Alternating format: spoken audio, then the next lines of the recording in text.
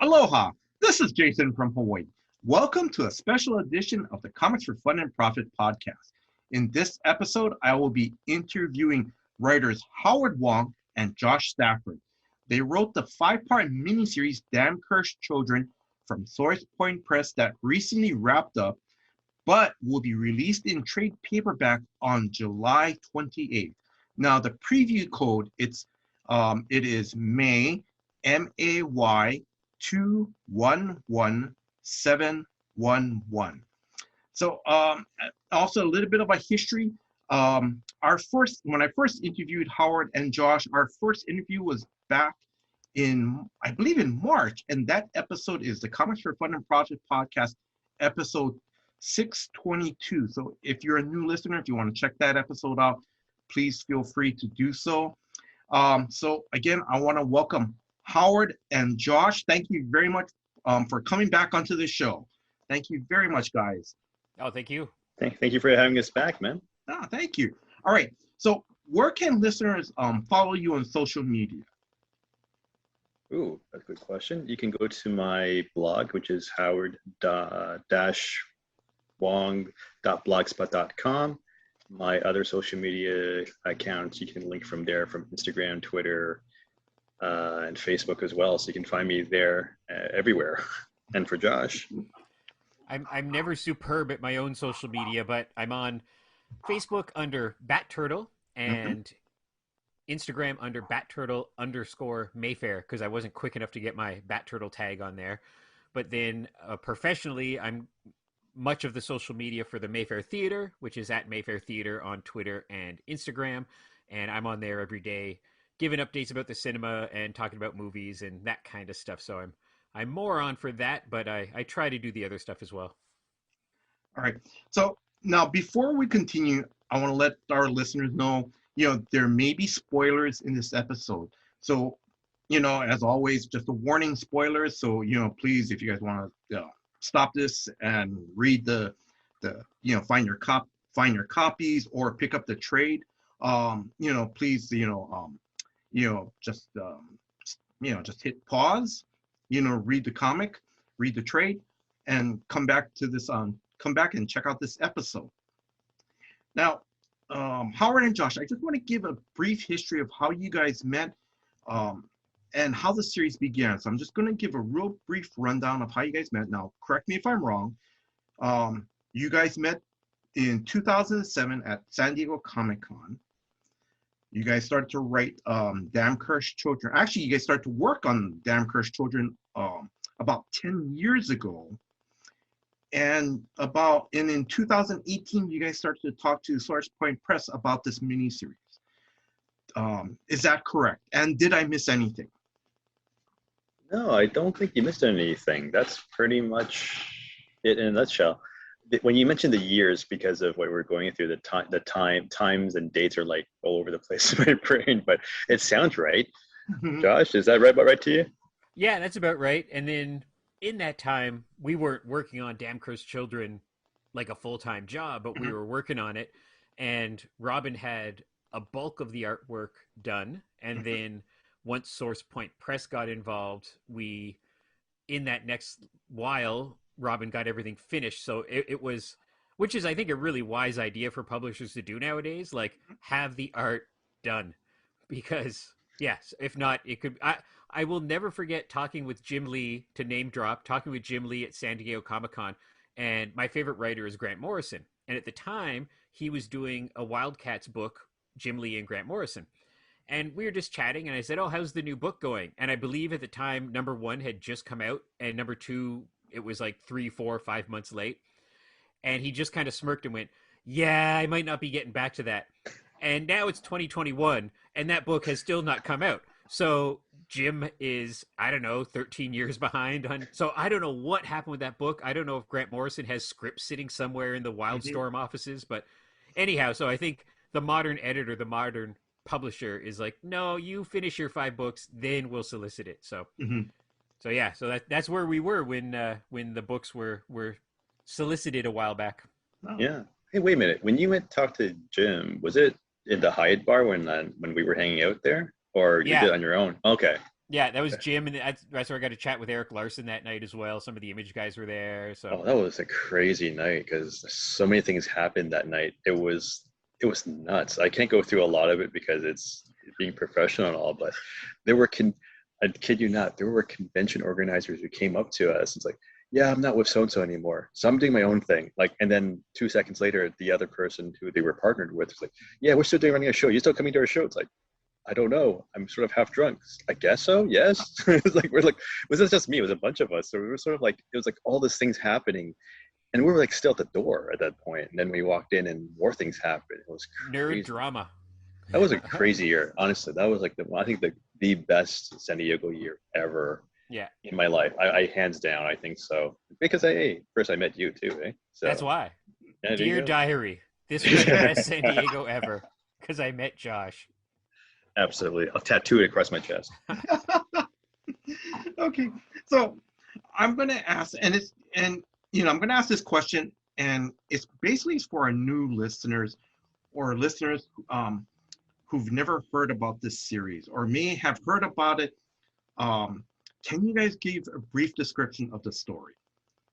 Yeah, I think we can. I mean, Sure. I mean, what can we say? In a world. Yeah, you guys can. Yeah. Doing an old movie voice there. All right. Yeah. Let's see. In a The world where the maybe a quick one. You go the for a quick quick one.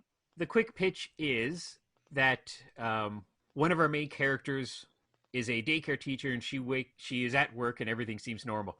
She hears something strange outside, opens the window, and sees a world gone mad with children chasing adults, cars crashing, people jumping out of windows to avoid these little monsters.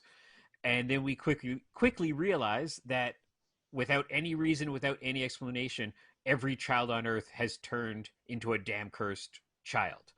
And throughout the next 5 issues, it's a day in the life story of a batch of strangers getting together to try to survive against these insane turn of events. So a real life story. It's not a true story. So, I read the series. I loved it. Couple things that I really love about it was it's kind of like it's like that Twilight Zone premise, where it's a normal day and something extraordinary happens, and how do people react to it? So that's what I love about it. The other thing too, I'm going to stress to the listeners that this is not a commentary on the current pandemic. So if someone listens to this podcast 10 years from now, like, oh, damn cursed children, it's about the pandemic. And no, it's not. And also too, I'm going to make it clear to our listeners, to me, it is not a zombie story. Now, when I read the series, like I said, it was fun. I love it. It's a fun horror story. Do you guys want to add anything else to that? Well, you nailed some of the key things for sure. Because a lot of people assumed that it was a zombie story, but none of the children were the living dead, and they do perish like any living being. But the only difference is that they're feral and a little different than normal kids, I would say, behaving and trying to eat everybody around them and stuff. So, yeah, it is what it is. It's a horror action story, and you really mentioned something that I don't think Josh even thought about, which was like it is like the old school Twilight Zone episode. I didn't even think about it, which I loved watching as a kid, which I totally forgot about. That would have been great for the pitch. It would have been good for the pitch there, Jason. I think it's just it's a lot more fast paced than a Twilight Zone, but it definitely has that normal people in a weird situation that isn't necessarily explained afterwards. Yeah, I love that kind of stuff. And and we're not a zombie story, but I'm insanely influenced by George Romero, and I think even just the setting of a bunch of people, a bunch of normal people who aren't overly skilled or action heroes fighting against something. Yes. And that was in Night of the Living Dead, and that was in Dawn of the Dead, and with real world surroundings. And so, yeah, there's definitely that influence, but I always joke that I get defensive if people call it a zombie story in the same way that that like a little nerd kid is like, no, his name's not Frankenstein, it's Frankenstein's monster. You know, it's like these little horror cliches. So, but yeah, it's like they don't spread the virus. They don't come crawling out of a grave. You don't got to shoot them in the head. They're mortal, Mhm. despite their fast monster scary Mhm. turn. Yes. So yeah, these are definitely their own monsters that could be connected to the family tree of a zombie somewhere, but they're definitely not Mhm. zombie. Even one of our people who we got a quote from mentioned that on the back, that when they started they thought it was a zombie comic, but then we're so pleased that it was something different and that the word zombie isn't even once in the book at all. Yeah. The other thing too, what I love about the story is for the kids, everyone, all the kids changed at once. It Right. wasn't a domino effect where someone got a virus, bit someone, then it starts to become the domino effect. But it was just it just happened at one time. Sam, the uh, the daycare teacher, hears that crash, and then all of a sudden she hears something in the room. She turns and all the kids are up, at one time. Yeah, that was like we talked about it for not for a very long time. We talked about how we would reveal that change, and it's like why don't you just do it all at once and see what happens? Because I've never seen is it because if you look at and then we keep harping back to it. That's all right. The zombie films they slowly progress in that part of the story. Mm-hmm. It's an infection that's going to spread, and as it spreads, it snowballs, and then exponentially you have more zombies than people. So Mm-hmm. quotations. So for us, we just wanted to see what would happen if it all happened at once, and then see how people would react to it. So it's more of us seeing as a writing vehicle standpoint is could it work? Mm-hmm. And we just started going at it, and then well, obviously we didn't stop because the idea it just was really good from that point. Because it was just one small nugget of what would if we do it this way, and Mm-hmm. then how would it progress, and then we just ran with it, and it just became what it is, which is great. Yeah. Yeah, I don't think things have to be explained all the time to Mm-hmm. have a good story still. And if push came to shove, if somebody years ago was like, "We're going to give you a big truck full of money, but you have to put in the origin story," we'd figure something out. Yeah. We're writers, but I really like stuff like Night of the Living Dead, where it just happens. Yes. There's little hints, but they never really explain why the zombies happen. Yes. And Creature from the Black Lagoon, they're like, Yeah. oh, there's a creature here, but they never say, oh, it happened because of nuclear waste or Mm-hmm. it evolved from something. They're just, no, that's our monster. So I think for our story, it was focused more on the characters and just Yes. the push of the story that it's a fun kind of action adventure horror. Mm-hmm. So you still need good characters, because if not, it just becomes kind of a boring slasher movie. Yeah. But yeah, I don't think we were ever really concerned about saying, oh, we need somebody to say it was that and pointing at a nuclear waste Mm-hmm. dump or something. Yes. Yeah, because that was the other thing too, is that's what I loved about the series, is that no one stopped and just started to go, well, this is what happened. This is how climate change, blah blah blah blah. It was just, no, how do we get to safety? How do we, you know, um, there are like some key funny moments, like I think Daisy, the millennial, she comes running back to her, her apartment, her townhouse or apartment with her roommates. And then one of her roommates goes, what happened? What's with that kid? And then Daisy goes, I went out to get coffee, and she sees, and she holds up that bag of, that broken bag of coffee. And it's pretty cool because nobody stands around and starts explaining, you know, how the origin came about. It's just this, we need to just keep going, make sure we're all safe. And that was pretty good. Yeah. Yeah, that was one of the things that I wanted to make sure that we didn't fall into was those tropes where it's like we're going to have this expert for whatever reason be part of the group because they just so happen to be maybe having coffee in the street and they got into the truck and now they can explain everything and maybe even solve the mystery of what's going on. I didn't want that. I wanted to focus on the people who wouldn't have that opportunity, like the realistic part of it, where if you're in that situation, God forbid we ever are, how we react and how far we would go. That was the thing that drove me to explore the characters. Like, how far do we push these people? How far we would go to stay alive? Like, we have some characters like Ted who went to town on the kids, right? Because for his character, he's like a total survivor. Yes. He's a cutthroat kind of guy. He basically sees the end goal as to justify his means. Yeah. So everything he did wasn't like he wanted to do it, but he had to do it to get where he wanted to be. So every character has a different kind of motivation and survivability, if you want to call it that. So it made it very interesting for us to write, but very difficult to say who is going to die. Yeah. Because we built them up to be likable characters. They're actually realistic, and you actually want at one point it's like, do we make them all survive? Like, we can't. We both discussed like, no, that doesn't really work out, because realistically some of them won't make it. Yeah. So so it's a little different from the traditional zombie stories and movies that we all love, though, but very different from that aspect. So it made it challenge. It was I wouldn't say challenging, but it was definitely very different and refreshing to write it that way, I think. Okay. So what were some of the reactions to the miniseries? Both from from your peers, other writers, to even fan reaction. It's been pretty great. It's because you never know. Like, a book could come out.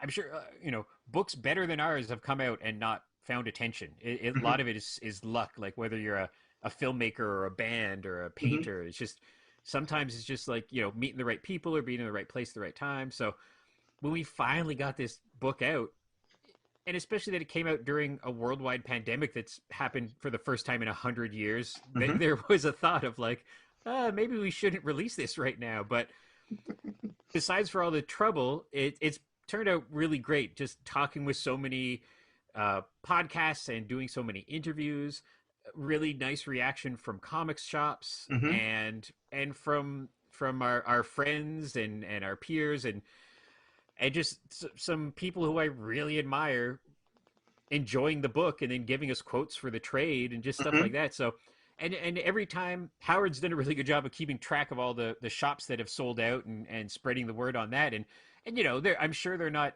Death of Superman numbers, but every time a store is sold out of 5 copies or 10 copies, that's amazing. And that means we were talking to a number of people and they were struggling to get a hold of them. And all of that is good news, because that means that our publisher will notice that, the stores will notice that, they'll try to order more, and our publisher has seen that, oh, there's people out there who like this book, and hopefully now getting to this step of a trade, that might open us up even to more readers who might not step into a comic store but will order online or from their local bookshop or from a bigger place. So it's like the job's not done yet. We're still in the trenches a little bit here. So yeah, exactly. I mean, the reaction, it sounds bad. It sounds like we're gonna find out later on if it's gonna bite me in the butt. But we've looked at different reviews and talked to a lot of different people, and some people who posted, because they're just people who actually enjoyed the book and posting it on social media, that it's all been positive. Hasn't been like a lot of strong negativity towards what we did. I mean, if it was maybe like subjective art thing or what have you, but nothing like, I hated this book, it's crap. Nothing like that. So it was refreshing and nice to have all this positive reactions to each issue that popped out. I mean, I remember reading somebody who was collecting it, and then they said that issue 4 was great, they could have ended it here, but then he read 5, and then he like, you guys are bonkers, because you went what the hell, you went further than than we had to. And that was like one of those moments where you're like, we did good. because getting issue 1 out, getting up to issue 4 out of the 5 is great, and then you hold your breath for the last issue to hope that people find the ending satisfied. And so far, people have been, very, very supportive and happy about it. So I'm happy about that myself. As for like industry people, the professionals and stuff, I sent it out to some people to actually get quotes from. So Mm-hmm. because like anything, you don't expect them to give you anything. Usually, like if they have the time Yeah. and they enjoy it, great. If you don't worry about it. Yeah. It's because it's really a favor, if anything, right, for them to do that, Mm-hmm. to spend their own time to do that. So I sent a copy to Steve Niles, Mm-hmm. of all 5 issues, and he gave us a quote that we put on the cover. Mm-hmm. I don't have it in front of me, so I can't quote the quote. I don't know if Mm-hmm. anyone has it, Right. but he really enjoyed. Actually, no, he gave us 2 quotes. Sorry, my bad. He gave us 2 different quotes. So we have both of them in the book, one on the cover and one inside. He really enjoyed it, which is great.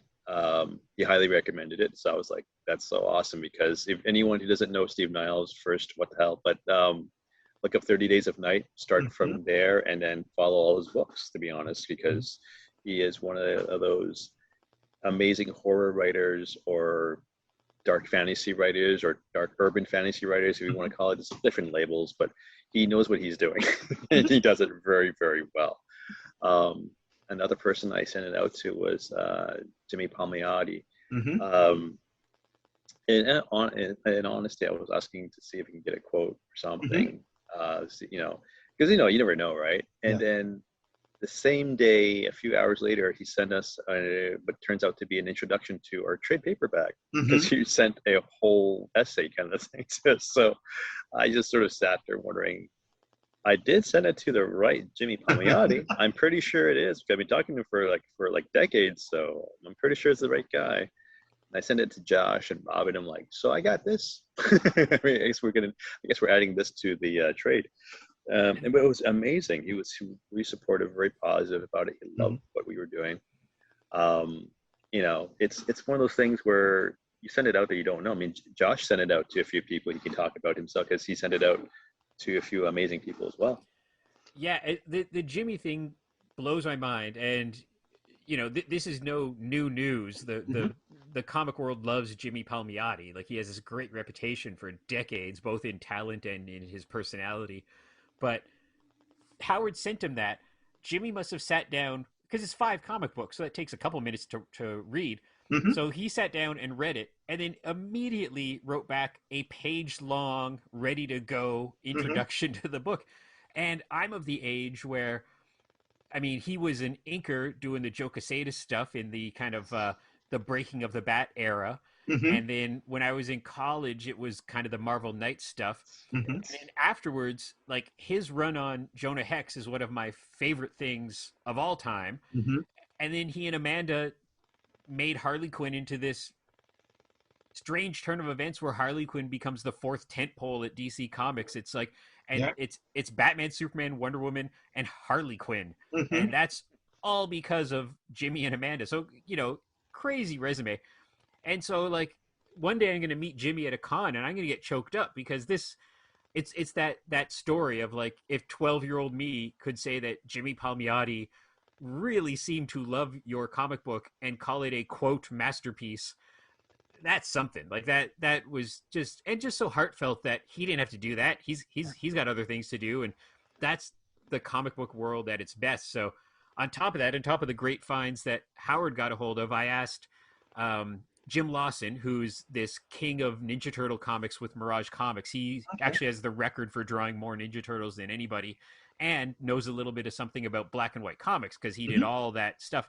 So he wrote a really nice blurb for us. And then one of my Comic Con friends, Troy Little, who's a very talented guy, who his last couple things were Rick and Morty versus Dungeons and Dragons, Oh yeah. and Powerpuff Girls, and he did a really great adaptation of Fear and Loathing. So he wrote a nice little kind of funny blurb for us. So it's really the example of don't be afraid to ask, Mm-hmm. because worst case scenario, if somebody's like, oh, I'm really busy, I'm behind schedule, sorry, no hard feelings, there you Yeah. go. But I have found more and more that when you ask folks for this kind of stuff, and it's not like, anything too big, it's not asking them to come over and help you move or anything, they people are happy to help. It's very, very nice. So on top of this nice collection we've got a bunch of cool quotes from people, and here in Canada the national horror magazine is called Rue Morgue, and they gave us a nice little quote. So that's pretty cool. And then a few of the kind of online reviewers and podcast folks. So yeah, it's all been very positive, and I think the worst negative criticism we got, I'm pretty sure, genuinely, was somebody wished it was in color. Like that Yeah. was it. Yeah. Like, and you can't help but look. You hear all those stories of some poor Broadway performer going through the paper and just looking at a bunch of 1-star reviews and knowing better, still reading them. So Howard and I are both online. Howard and I, but there was no 1-star review. So that's very, very nice that it was embraced by our nerd community. Now, Josh, you touched upon something because I'm gonna jump ahead to one question. And like I said in our previous interview, I can't remember if I asked you guys this question the last time. What was the decision to do the series in black and white? Oh, that's hilariously funny, actually, because when I submitted the stuff to Source Print Press, it was we only had it in pencils. We had definitely the first issue. I'm not sure how many issues we had in, like 1.5, like something like that. I think 1.5 issues of very good pencils. Pencils, right?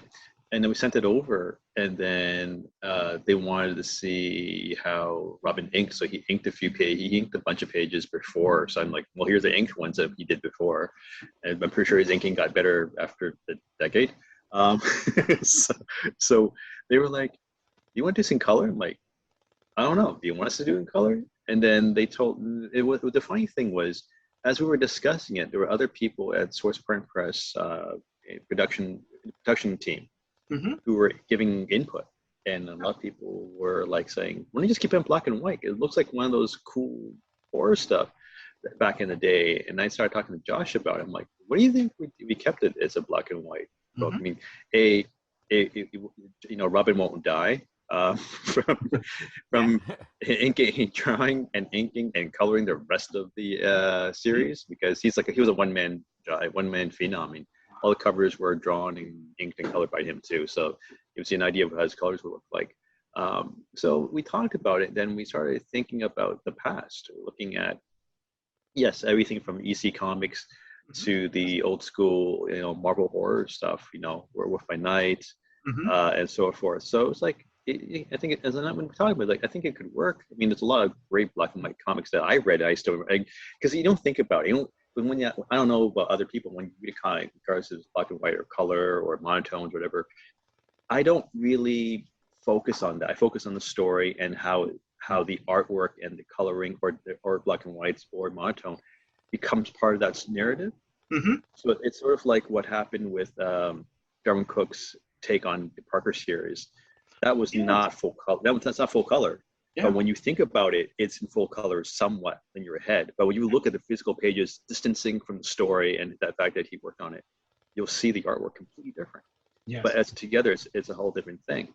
So we never had a problem with it. I think one of the things that did come up was for Robin. He really wanted to color it, because he's like, I really want to do a color comic, because he envisioned it as a full on comic with color and stuff, and then you can go to town on it. Yes. But the more we thought about it, the more we discussed it with Source Print Press, it made sense that for the look and feel of what we were doing, it worked really well. Yes. The last comment I would say is that there were some people, I can't remember their names, that's why I was trying to remember, but the names from Source Print Press thought we intended to do in black and white. They didn't know that we were discussing about color at all. It's like, this is great. This is done, right? I'm like, yeah, sure, it can be. I mean, because that's the thing. When people responded with that comment, that they didn't even think about having it in color, that they loved what they were seeing, and can't wait to see the rest, that tells you that it's like any career. You don't know when you're done until the due date's in your face, right? So we weren't sure if we were done with the art until we had a lot of input internally about that. I mean, Josh has a pretty good take on it as well. You can definitely share your thoughts about the black and white. Yeah, well. I was just happy with it's a it's one of those happy accidents in creativity where, on one hand, yeah, it's one less thing to do, it's cheaper, less things for Robin to do or for Mhm. some other colorists to do, but I one of my favorite things in all of comics is those 1970s magazine size horror comics from Marvel, Mhm. and it Damn Cursed Children looks like one of those. Like it looks like Robin was trying to do that style. Mhm. And what's kind of fun is, there's the, you know, a certain style of TV or phone or car Mhm. in the comic, but if you don't pay attention to that, you could think it's from 1973. Mhm. It could fit into that era Mhm. of kind of horror, and plus all the great black and white horror films, and of course Night of the Living Dead. So Yeah. I'm very happy for it to be black and white, and I think it very much fits into its overall style. Mhm. And it's another great thing about Source Point Press because we had no issues with Source Point Press, and I could imagine there's some world where we were really fighting to keep it black and white, and they were like, nope, kids only like color. Yeah. But that they were so on board with it before we were even practically, Mhm. it all worked out really, very, really, really well. Mhm. Because because I love it. I love it in black and white because for me because it add a creepier tone during the daytime. And that's one of the things I love about Damn Cursed Children, that pretty much everything happens throughout the day. While it's not at night. It's not like, ooh, what's behind this dark corner, and that's what I loved about the black and white. Like I said, it adds the creepier tone during the daytime. Um, I'm gonna ask, any possibility of you guys gonna do it a colorized version in a collected edition sometime in the future? Well, we honestly haven't discussed it. I Mm-hmm. know Robin asked about it a million years ago when we started out this long journey. I'll be frank, if there's a lot of demand for it, Mm-hmm. I can't see why we wouldn't go that route because, for Josh and I, we wouldn't be doing much Yeah, else. I don't So gotta do it's anything. so, so it's really on Robin's shoulders. If a lot of demand for it, we'll ask Robin if he's cool with it. I can't see why he wouldn't. Mm-hmm. But if anyone's really like, wondering how it would look like in color, just look at the covers. Yeah. I mean, that's literally how he would color the interiors, and Mm-hmm. it would be bunker nuts. I'm not sure of how the details of his line work would show in color, but I'm pretty sure if we made an absolute edition, supersized it, it might work out with the color. Just saying that a big edition could be possible. Mm-hmm. Yeah, I'm kind of two minds because on one, there's nothing worse than a colorized black and white movie. Like Yes. it never works. It Yes. always looks terrible. Yes. But comics is a different medium than the moving image, and there's a number of at least one that really comes to mind is being a good geek Canadian. Scott Pilgrim's one of my favorite books, Mm-hmm. and that was black and white at first, and then eventually got a very, very nice colored edition. Mm-hmm. And Jeff Smith has done that with Bone. So Mm-hmm. there's examples out there of it being pulled off. Yes.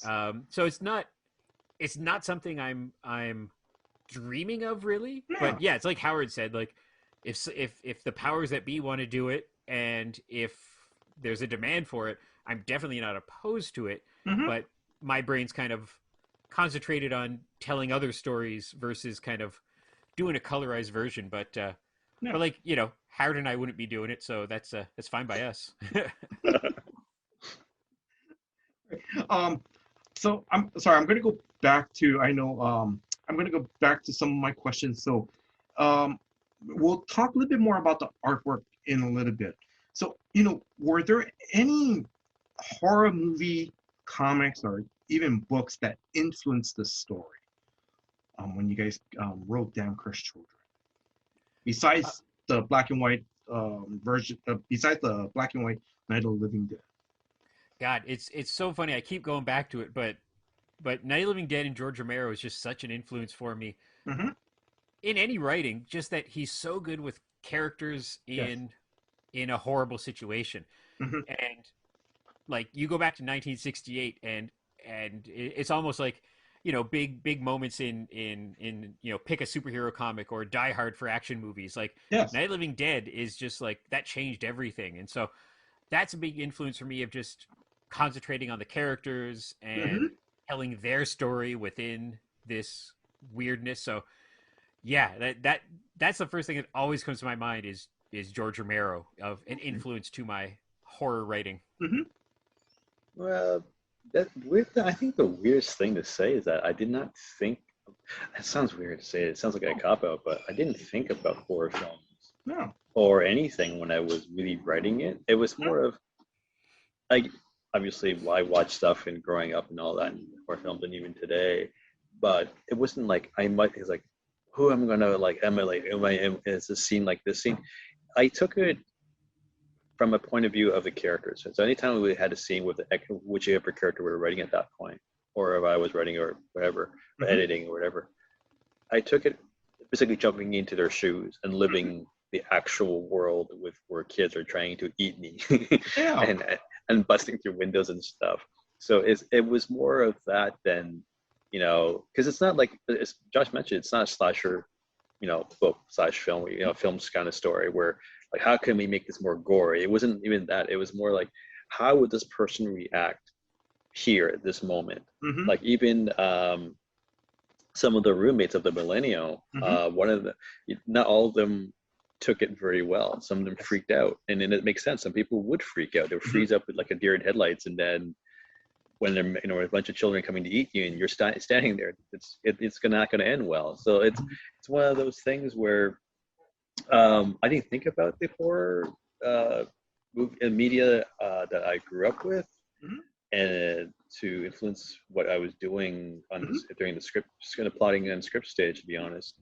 But it was only after I think after we finished each script, I would go back and look at it and then go, did we it's always always that in the back of my mind. Did we copy something that we weren't aware of? Because it happens. Yeah. It happens all the time because you don't think about it when you're doing it. Yes. And I was looking at them like, not to my knowledge.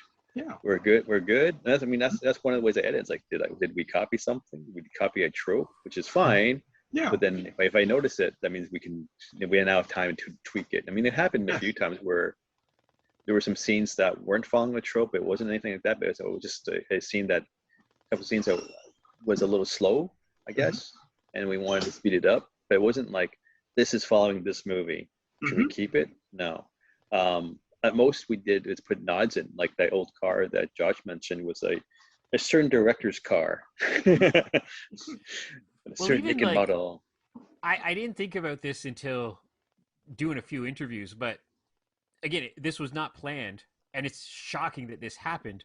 But there's not one little quote or inside joke or or kind of like action hero line of dialogue. Yes. It's very real, and and considering how much I love Army of Darkness, it's Hmm. crazy that there's not one moment of somebody shooting a kid and then saying something humorous afterwards. There's none of that. So that it's so funny 'cause sometimes when you're writing something, you after the fact have to just kind of pretend that that was the plan and be like, Yeah. yes, I Yeah. did that on purpose. But so now we have this kind of template for the damn cursed world of Hmm. if we are telling more stories, we kind of have these rules now set in place Yes. of like a day in the life story works really Hmm. well, strangers works really well, Yes. fast paced works really well, not explaining what's going on. So it we now we have our footing in this world. So it's Hmm. kind of interesting that this is our little subgenre of horror now is this little damn cursed world that we've created. So, um, I'm going to circle back around. Actually, I'll make a comment about this. The horror tropes. And Howard, thank you guys for talking about like how you guys avoided doing horror tropes in the story. And because when I read the story, what I loved about it is let me just say one briefly. I think one little horror trope I saw was Ted's wife being eaten by their daughter Susie, and that was it. Everything else was because because Ted was this cutthroat businessman. Ted's talking about, I need to get out of here or something like that. And then, and I'm kind of, and already in my mind, when I'm reading this, I'm going, oh, great. Ted's going to be eaten by his daughter, Susie. He's going to run out. He's going to see Susie and a bunch of kids. But no, you guys did something so well. I'll just say this because I'm going to spoil it, is that all of a sudden he gets killed by a Humvee driven by the kids, and the kids are like smiling because they're just crazy, crazy cannibalistic rabid kids, and that was so out of left field, and that was like, wow, this is, I didn't expect to see that, That one definitely was Josh, because I was like, how are we going to kill Ted? Because it was one of those moments where, yes, he should be kicked out because he shot, because I have kids. I'm like, if someone shot me, you mean accidentally shot? Yeah. And you're my kids, you'd be happy to be walking out of my house alive. So Yeah. so I would have kick him out. But how does he die? Because I didn't want, like, all of a sudden a bunch of kids just run up and then chomp on him. Like, that's very tropey, and I didn't want, like, that's like, it's been done to death. Yes. Mm-hmm. So Josh came up and he came like, I have an idea. I think you said that, and then you sent it to me, and I'm like, they drive cars now? I like it's something almost depressing to think about. So, but it's just like, in real life, bad things happen when you don't expect it. Yes. Mm-hmm. Whether it be little or big, anytime something bad, every time you make it through a day and nothing bad happens, that's a miracle. Mm-hmm. It's like, so I like those kind of little fun surprises and twists. And anytime in a movie or a book or a comic, when somebody who you don't think is going to die dies, yes, or comes out of left field, mm-hmm. I always think it's the funniest dumb thing, but it's that Deep Blue Sea moment with Samuel L. Jackson after he gives the big speech, and it's Samuel L. Jackson who's the top billed guy in the movie, and then he dies. I don't even think halfway through the movie. It's well done, filmmakers, because every single person watching that back in the day was shocked, was mouth agape. And so this isn't quite the same thing, but you think something else is going to happen. You think there's going to be a confrontation with Lawrence. You think something's going to happen. And instead it's just like, you're feeling the tiniest bit of empathy for him. He feels bad. He's losing his mind. Yeah. His family just died. And then our monsters, almost like Jaws, just bam, the monster jumps up and gets him. So I love that kind of stuff. And you can get away with that in horror. Like, that doesn't really work in a drama or a comedy. There's not those beats. So in horror, you can really get that out of left field punch just to really shock people. Yeah. Like, absolutely. Yeah, we talked about that too. Good Lord, you're making me think about when that moment. It's a scene where they're at Lawrence's home, yes, and Ted has a handgun that he grabbed off a dead cop, and then Lawrence's daughter walks through the door. Mm-hmm. Obviously, she's not going to ring the doorbell or anything. she just unlocks the door and one comes in. So he shot at her, missed her, because obviously he can't miss a number. They had to shoot a gun. So at that moment, I talked about, would Lawrence like go to town on Ted because of that? Like, not necessarily shoot him because he doesn't have a gun, but beat the crap out of him. Would that happen, or would he not? And at the end of the day, I thought that he wouldn't, because his daughter's there, so he didn't want to like do that kind of thing in front of her, for one. And at most, just literally, like, I think at one point I thought about, did we go like Fresh Prince of Bel-Air and toss him out the door?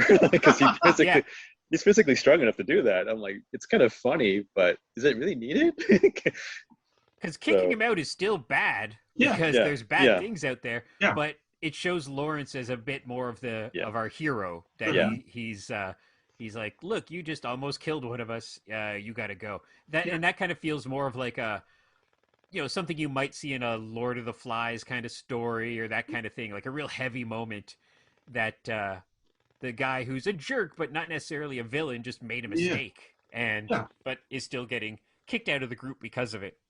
Yeah. So it was a realistic reaction for him to kick him out. Yes. Versus like trying to talk it out and work it out after shooting his daughter. So he had to go, and it was great because I think when we were talking about the lines, we made it so that other people in the group realized that it was a mistake and sort of felt bad for Ted, which was interesting when we worked on it. And then Lawrence was like in that mindset of like, F that guy. shot at my kid because it was still not mind frame. I would be in that mind frame for a little while. Yeah. So we kept that, and then Josh came up with the car that with the big the big cars, and I was like, yeah, that works completely well because we're trying. How do you turn this this very dramatic, like it was slowing. It obviously as a slow period of the story, it had to be Yes. dramatic pause. How would get back to to Gear 9? It's like, and then he gave that scene, and I was like, yep, that works. Didn't think they would drive, but okay. So. And with a horror movie or a horror comic, it's a dominoes of getting rid of your characters. Mm-hmm. And by getting rid of Ted right there, and again, we've said this 10, 20 minutes ago, like this spoiler, but by getting rid of Ted there, it takes him out of the equation. We don't got to worry about Lawrence or Kendra feeling weird about him. Yeah. We've gotten to see someone die. And then not too far after that, the children invade the house. Yes. And this was a moment I remember because it's the quote unquote of killing your characters, killing your children, is that I really like Sam. I really like all these characters, but we just kill her. Like we just kill her. And I think that's the moment where you're like, oh, everybody could die. And I remember that from movies like Serenity. In Serenity, when they killed the character Wash, there was this sense, and I remember it, of like, oh my God, this could be like a Western, like a Great Escape or something like that, or The Thing, where they might kill everybody. They might kill everybody in this movie. And I wanted that feeling of, by the time the last page hit, you thought, or as you're approaching it, it'd be fun for the readers to think, these crazy guys might just kill everybody, and the last scene would just be the children, like the children won. And so you got to do that in horror. You got to kind of get rid of some beloved characters to make it seem really dangerous. Same with war movies, same with like that kind of stuff of you have to. So it's sad, but it works. Because the thing is, because when they're at Lawrence's home, because after Ted is killed, because I was kind of surprised, and it was kind of a nice, again, left turn. It's like the kids are coming into the house, they're breaking through the windows, and correct me if I'm wrong, I think Sam's trying to like hold a table, or I can't remember, trying to block the windows, but they grab her, and I was like, they got her, oh, it's like, I mean, but that was good though, because it's just like, because she's the first person we see in issue 1 that's like, hey, what's going on? Then she runs into all the, and then the kids and so forth like that. And it breaks the rule because she should have been our final girl. She should have been our Jamie Lee Curtis. And that was conscious in my nerd brain. I'm like, if we have other women in the cast, but if we kill our final girl during the action as it's going up, that's going to confuse the people who know the Scream rules of horror. So I thought that'd be fun to get rid of poor Sam at that point. Actually, I was going to say, it's kind of, as soon as he said Jamie Lee Curtis, I kept thinking Sam is almost like Janet Leigh in Psycho. Yes. Yes. Oh my God, I often think about, it's there's certain movies, certain books that we all know the ending of. Like we're born, and at the age of 3, we all know the ending. Yes. But can you imagine being at a movie theater the opening weekend of Psycho and not knowing that was going to happen? Like halfway through the movie, your hero's gone, and you're like, what is the rest of this movie? Like it's amazing. And I think about that for Psycho and for like Planet of the Apes. And there's certain movies where we all just know the ending now. Empire Strikes Back, but Psycho's a big one where such a great breaking of the rules of just like that must have melted the brains of movie watchers that opening weekend back in the 60s. Oh, I bet. Don't quote me on this. I think there were articles where people were so upset that he came out to talk to the people running the theaters of like what happened. To warn them, to like what like they were it was just like legitimately angry. Yeah. And I don't know if they were asking for refunds. I remember reading that somewhere like a million years ago, and I can see that happening completely because the media is completely different from where you didn't have obviously social media back then and stuff like that. So this is like their big entertainment. And all of a sudden it's like, imagine like watching an Iron Man film and then you kill off Iron Man like 20 minutes in, like literally legitimately kill him. Like what the, you'd be totally, because all the marketing, all the posters, all the Yes. radio ads would be about, it's Robert Downey Jr. in Iron Man, and in 20 minutes, he's gone. You know? They did such a good job with that with Scream because Drew Barrymore was on the poster. Yeah. Drew Yes. Barrymore, they sent her out on talk show appearances. They edited her clip to make it look like she was in more of the movie in the trailer. Yeah. So when she dies in the first 10 minutes, it was amazing because you're like, oh, I thought this was Drew Barrymore's movie. I thought she was our hero. Hmm. So that broke all the rules too. So yeah, that's the fun thing about horror is there are rules, but you can skirt around them and still have lots of fun. Hmm. So, I know we touched a little bit about, about Sam, about Ted and Lawrence.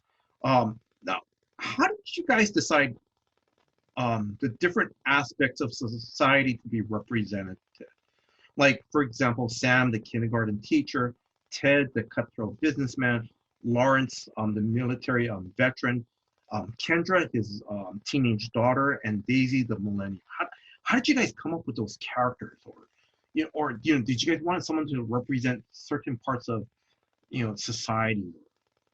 Well, for Sam, I think that came about because of how Danker's Children came about, because I was getting sick from my kids going to daycare. So that became somewhat the opening scene of issue one was a That's the true daycare. story part of the book. Yeah, it's really, I was dead sick, man. So my wife as well. It was like, the plague that's what was revolving in our home. It was gross. And for some reason our kids got immune to it. So my wife and I were like dying. We're like, we have to feed the kids like you feed the kids. It's like, it got to that point, right? They're toddlers, right? Like, I can't get out of bed. But that's where Sam came about for sure. Okay. I wanted parents of a child to be involved because I wanted that point of view for sure. Hmm. We didn't create Ted like immediately at that point to be like he's gonna be an asshole dad. But he evolved to be that. First I thought he's gonna be like the average, mom and dad kind of thing. Yeah. But as we looked into it, it's like this is kind of boring. It felt so bad to say like Yeah. it kind of bores me. We need something. I don't want him to be like some kind of Dr. Milter guy. That doesn't make sense. That's too easy. And then I think Josh like, we make him like business guy. I'm like, oh, okay, we can remember that. Which can then you have the mom who's like the real, the one who takes care of, the kid and everything. And he's there, but physically at the events and stuff supporting his kid, but not really in heart, really there Yes. completely. So that was where that came about. As for the other characters, well, I can't remember. I mean, I think you just kind of balance everybody out. Like when you're doing yeah. the really rough work, like Howard and I might be working on something else right now that has a very rough 20-page outline, and then I'm about one issue into making it all pretty in script format, and then I'll share that with Howard, and he'll make a bunch of notes, and I'll have to do some more, and that's how it Hmm. works. But the you balance it, right? So you have Yes. Sam works with kids. Yes. Daisy is a younger woman who doesn't have kids or doesn't work with Yes. kids. You have Lawrence, who's kind of our handyman hero, Hmm. and then you have who's like blue collar, and then you have Ted, who's we don't really specify, but he's some kind of rich businessman Yes. jerk Yeah. guy. They're both parents, but they both have very different situation Hmm. during this time. Yes. And then Kendra, who I think is really important, is she's she's how we figure out that 13-year-olds aren't infected. So Yes. that she's an important part where she gets to be right on the front lines and be at Hmm. school and witness half of her school go crazy and the other half get killed. So Hmm. so it's the exact same thing. If we had been writing like a World War II story or a Star Wars science fiction story, you just kind of you say we want about half a dozen characters, we want about 5 characters, Yeah. whatever, and you kind of balance them out to see who would work best in Hmm. this situation. And so I think that's you can draw like a Venn diagram between like good dad, bad dad, Yeah. person who Yeah. works with kids, person who doesn't work with Yeah. kids, Yeah. someone who's a bit more brave, someone's a bit more cowardly, and then they Hmm. all work well because you need conflict. Like I always think it's funny when readers or viewers get mad at a sequel because something happens, and I'm like, well, you need conflict. Like you need like in Star Wars: The Force Awakens, like not to get off on a Star Wars tangent, but Yeah. like people were mad that Luke was off as a hermit on an island. People were Yeah. mad that Luke and Leia split up, and I'm like, well, what did you want? Like a 2 hour movie that was like a Thanksgiving dinner where everybody was fine, and like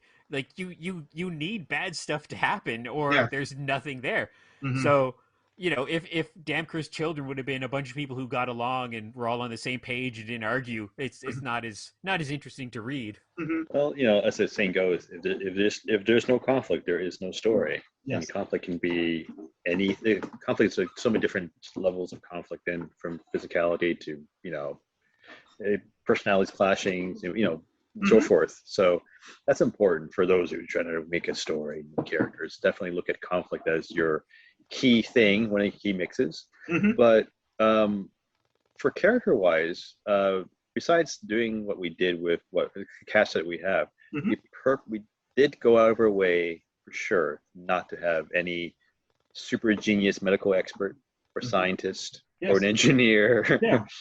We didn't want Captain America to be part of the team. We were saying Yeah. I'm going to lead this team to safety by doing X, Y, and Z and follow the plan and go. Yes. We wanted the average person in quotation, so that there was no I haven't a good idea what to do in this crazy ass situation, because no one should have a clear idea what to do Yeah. when the world goes to crap like that. Yeah, So like Lawrence is an ex-soldier, which gets revealed later when we meet him. He's a handyman, and he has a gun in the house, Yes. but he doesn't have like 30 guns in the house, Yeah. and he's not like a Ash or Deadpool catchphrase spewing kind of hero. Yeah.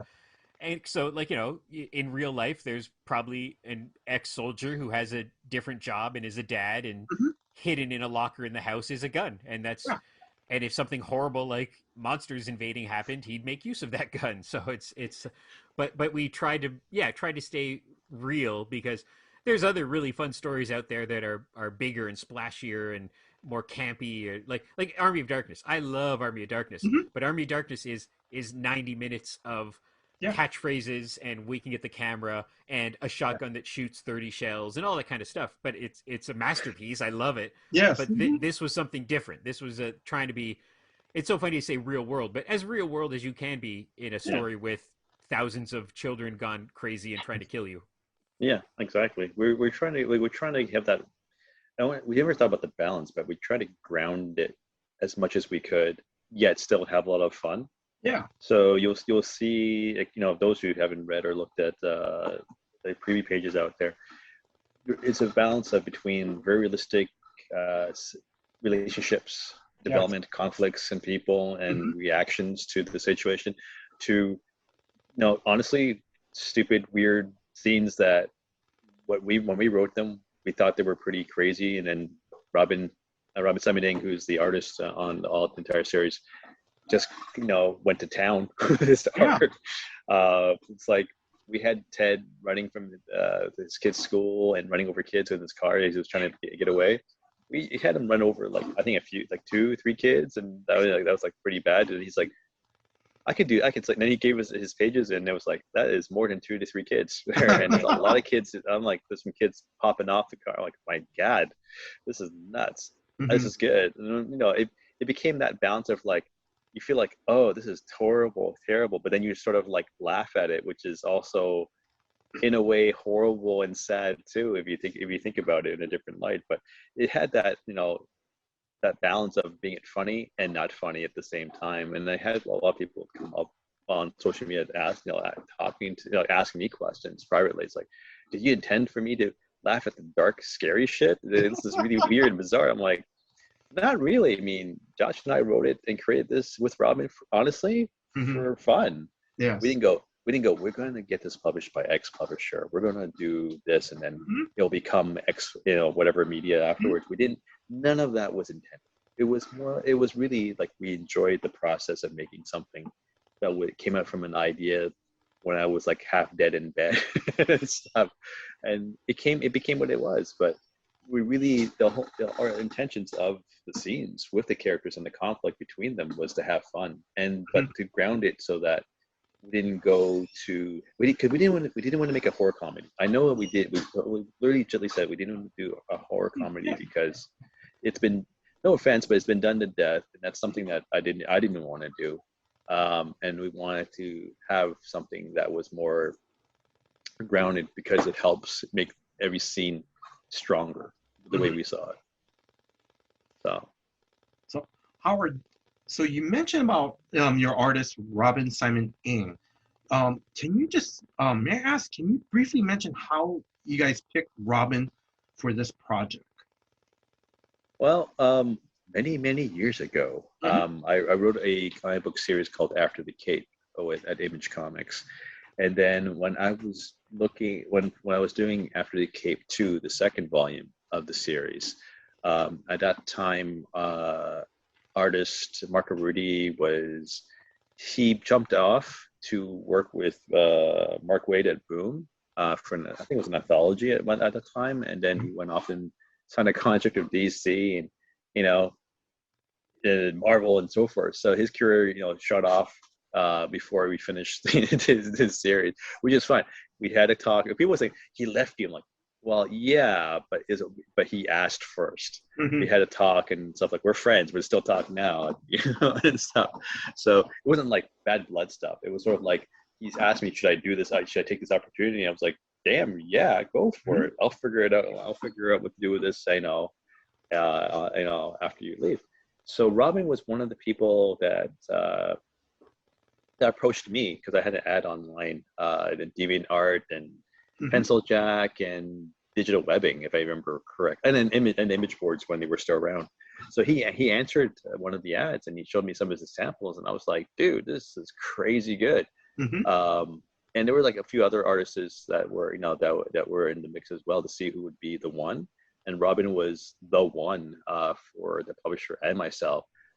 But Robin had his first kid during that time and Yes. had a day job and stuff, and he couldn't commit, so he bowed out.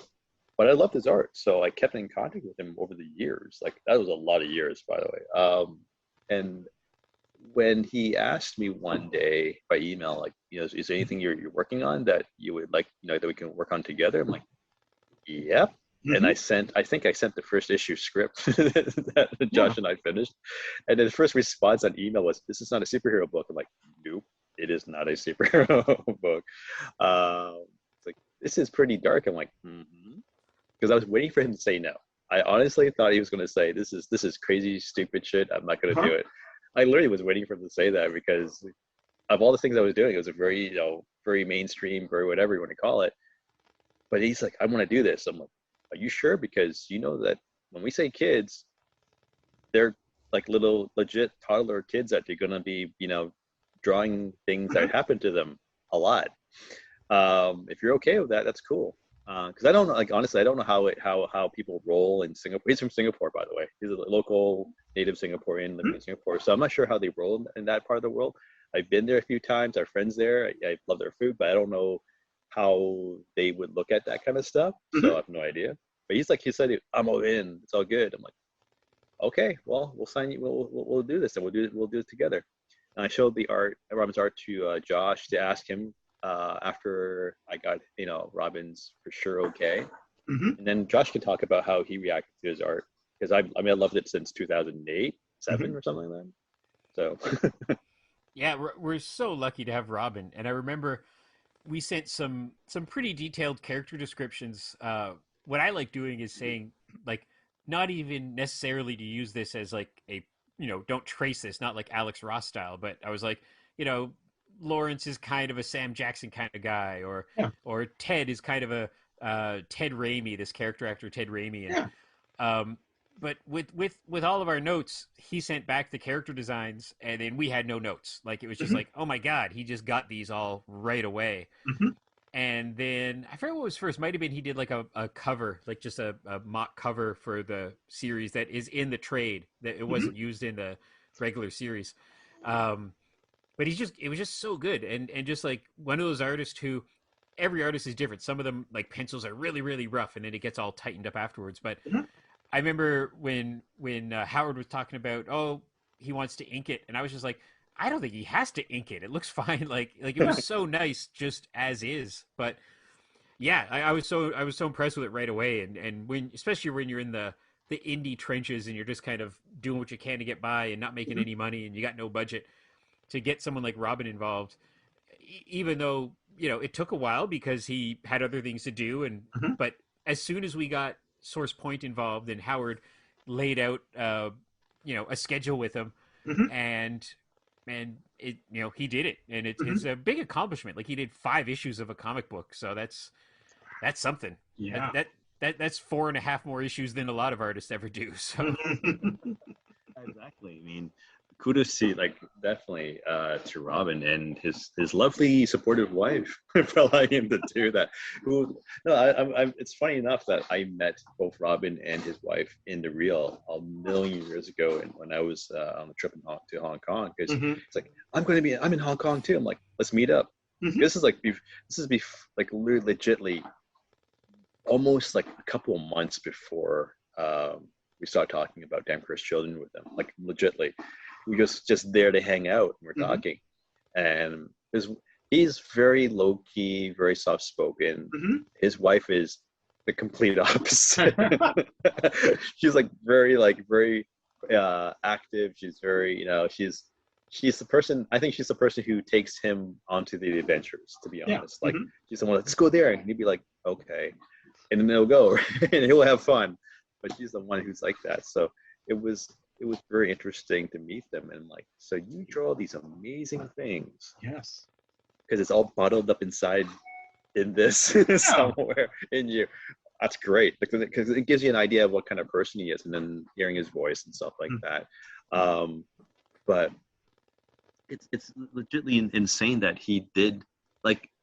I'll be frank. When I said this is the schedule that Source Point would like us to hit, Mhm. before we commit, can you do it? Because in between us, before Source Point Press's approaching us for a deal, Robin had a second kid, so he has like 2 toddlers at home, Mhm.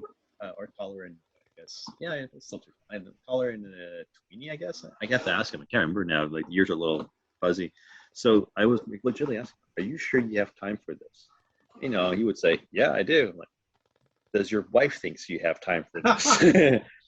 Because I want you to like not be murdered in your sleep, and it's our fault. you yeah, like know, we didn't put him on like a Mark Bagley schedule. Like he wasn't doing 2 books a month or anything, but it was still like because he had other things to do. He had other work to do. He had to be a parent and whatever. But Mhm. so when you're doing it, it's a little bit of a more long con, but still that we did it. It's Yes. just it's so great, and Mhm. it's if anything else, I hope it's a really great calling card for him that Yes. yeah, Mhm. people can look at this and be like, oh my god, you can draw a comic, Yes. and he'll get some more work out of it. So that's the hope absolutely. when you do this kind of stuff. Absolutely. I mean, there's such a vast pool of talent in Asia that I kind of have come across in my travels and stuff Mhm. that trying to explain that to people here, like, or in any Western market for comics, they sort of scratch their heads like Singapore. Where's Mhm. that? Is that part of China? I'm like, no. And then you're like now taking a armchair history lesson Yes. to what Singapore is, and then telling them like, yeah, they speak English. They're actually trilingual, so you don't have a problem with scripts. I send him English scripts. I don't speak Malaysian or Mhm. any other languages that can speak. Yeah. So yeah, they can do it, and it's such a weird phenomenon when people find out where he's from, Mhm. and I keep saying to them, it's the people, and it's to the general public. If you think of Singapore and comic books, there is one artist writer that pops up for sure. It was Sunny Liao who did that. Who won like 3 Eisners in one year at the same time for his for one book. He's a great guy too. I met him. He's a wonderful gent of a man. So the thing is, there's so much talent in Mhm. Asia that is undiscovered right now. Yes. That if anyone plugged in, my God, the stuff that we would be seeing visually would be crazy, Mhm. like absolute madness. So hopefully he'll help bring light to that as well, not just to himself, but to the general pool of talent that's there that honestly really should be on the stands over here. Yeah. Legitly, not jokingly saying that. Like I really believe that's a lot that we have not seen yet that we'd be amazed by Mhm. if we plug into that. And it gives us an excuse to get invited to a Comic-Con in Singapore. Oh yes. Ride Uh, Robin's coattails some more. Absolutely. Actually, I wonder if it's still there's Reed used to, I don't know if Reed still runs it, but used to be called STGCC, Singapore Toys Games Comics Convention, but they changed their name, so I don't know what it's called now. But I've never been. I have friends who work in the entertainment as well as toy industries in Singapore, so they go to that show. They love that show. Um, you know what? It's like it sounds weird to say it, but it's like any other convention around the planet. But Mhm. you're in Singapore and you have like, as they call it themselves, the perpetual sun. So 24/7. They are their summertime. Their weather is summertime. It's sun or rain. Mhm. And when I say rain, it rains when it's sunny. So it's so it's odd. But the food, the people, the Mhm. city, like it's one big area. I call it the city, which is terrible as a country, but the urban area is like so easy to navigate. It's like insane. So, Mhm. you know, like you feel safer navigating in that area, in that part of the world than say New York City. If you've never been to like if you've never been to New York City, legitimately Yeah. never been there, No, I pop you down, you probably freaking out a bit. In Mhm. Singapore, you'd be like you ask the first Singaporean how to get somewhere, and they'll totally be super nice to you and tell you how to get there, all the different options, you know. And then probably end up telling you a couple of food places nearby too for you to try Mhm. out. So it's a whole different world there, and I really miss it. I mean, I traveled there a few times, love it. You know, Mhm. hopefully we can bring ourselves there for a comic book convention, meet up with Robin, and hang out with people there and check out Singapore, you Mhm. know, geek wise and non geek wise. One thing, the thing I love about Robin's artwork, and I remember in the previous interviews that, now correct me if I'm wrong, Howard. Robin's artwork, he's not too he's not too familiar with too much pop culture references, and I think that's really good because reading Damn Cursed Children, I'm going to say I don't see any artwork, any of his artwork. Um, it's all original stuff. I don't see where it's like, oh, I remember seeing that in a Deadpool comic, or I remember seeing that in, some other horror comic book. Because he came up with his own scenes. And the key scene that I still love is when Ted, the businessman, he's at this, Susie's play, they're doing the Seven Dwarfs, if I remember correctly. And then all of a sudden he goes, wait, did the kids forget their lines? And all of a sudden you see all these kids are like running off the stage. You see one of them, two of them jumping high up. And that is so cool. Yeah. Yeah, that Yeah, kid jumping 15 feet in the air into the crowd is one of my favorite. Like, that's what, if I wasn't sold before, I was like, oh my God, this is going to be awesome. Yes. Because, like Howard's mentioned before, that without being a poor artist, he could have skirted around that a bit and drawn a bunch of kind of more stick figure people in the background and Yeah. focused on two or three in the foreground, had Yes. less kids on stage. But just the detail in Yes. everything that Robin does, whether it's in like the daycare class, you see little toys on the shelf, or in Yes. Lawrence's house, you see knickknacks around, and just all this stuff that he didn't have to do. So yeah, just the attention to detail on scenes like that, and just the simple terror of that, of your, whether if it was a real world story, it would be like, oh, we're at a play and an earthquake happened, or we're at a play and a fire started. Mhm. But we're at a play and all the kids go crazy, and you can, what I really compliment him on, you can see the confusion on some of our not even our extras, I guess you would call them, just like the people in the background. You can see them panicking. Mhm. And so instead of doing a little like close up shot of Ted and his wife, he just gave us all this other action and drama by Mhm. getting to see all these people who we don't know, who we'll never see again, Yeah. dealing with this chain of events. Mhm. yeah. I mean, it's it sounds weird, but hopefully we'll have a chance to talk to him one day because I never. It sounds weird to say it. I just realized that I never geeked out with them. Like where I like exchange, war stories of, you know, getting and reading whatever series or missing Mhm. an issue of this or that, you know, that those, you know, the common stories you do with the convention. So I've never been to a convention with him or even talked to him like that. It's always about very straight up, you know, this is what we're doing, this is the script, this is, you know, the breakdown. It's always very, very business-like, Uh-huh. in the most bizarre way possible. But I know he's not a super horror fan. I'm not like, you know, like I'm not a huge horror fan. I don't have like Mhm. horror paraphernalia like everywhere. I love the genre for what it is. I enjoy watching it. You know, so but you know, I'm not deep, you know, neck deep in stuff like that. Mhm. But he's definitely not. To the, you know, I mean, there's a lot of films and TV series and books that everybody knows. You Mhm. know, like The Shining, like our issue one Yes. was The Shining. And I was like, we're gonna do this. Yeah. Can we do a you know Shining homage? She's like, what? I'm like, what? And Yeah. then we sent him visuals of like, you see, like I honestly remember talking to John. I don't know if he's joking with me or he really legitly doesn't know it or remember it, which is Mhm. kind of shocking because that's like the one scene that of all the scenes people remember that scene of you know, Nicholson, you know, acting through the no, spoiler alert, I guess, for those who haven't watched the film, you know, opening up his way through the door with an axe, you know, and you know, popping that line, "Here's Johnny," but which I think most people now would probably not understand that line. To the, you know, the tricycle scene, like everybody knows those two, at least those two scenes with the twins Yes. and everything, right? And that's it. You ask anybody, most of the other scenes are like, of the average person, they don't remember it because Yeah. those two things are very iconic. But he didn't gravitate to that scene. Yes. You know, it was almost kind of like, really. So we sent him visuals for that, Mhm. which is really weird. So it's things like that where in our script we would have saying like, if you watched, you know, it's this mood should be like this film or whatever. Mhm.